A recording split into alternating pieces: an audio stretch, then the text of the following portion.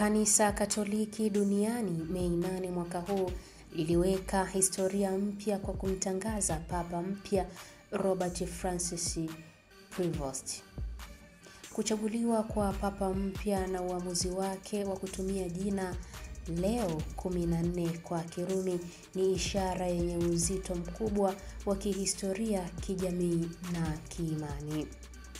Jina hili linarejea moja kwa moja kwa Papa Leo 13 kwa Kirumi, kiongozi wa Kanisa Katoliki ambaye aliongoza kati ya mwaka 1878 hadi 1903 na ambaye alitoa waraka wa kwanza wa kijamii wa kanisa mwaka 1891.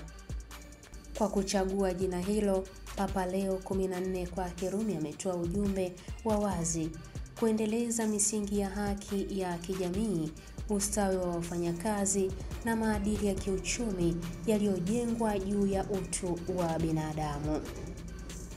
Papa Leo 13 aliweka msingi wa mtazamo wa kanisa kuhusu ubepari, ujamaa na mazingira ya kazi ya binadamu, akisisitiza kwamba si mfumo wa uchumi bali heshima kwa utu wa mtu ndio msingi wa maendeleo. Kwa kuchukua jina lake, Papa Leo 14 anaashiria kwamba ataendeleza njia hiyo, akiunganisha mafundisho ya kijamii ya zamani na changamoto za dunia ya leo.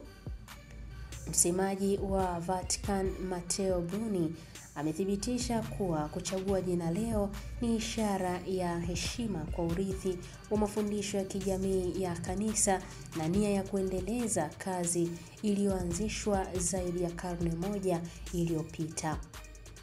Kwa kifupi, Papa Leo si tu jina la papa mpya, ni tamko la mwelekeo wa uongozi wake, kanisa lililo karibu na masikini, linalotetea haki na linalojibu kwa ujasiri changamoto za kijamii na kiuchumi za karne ya 21.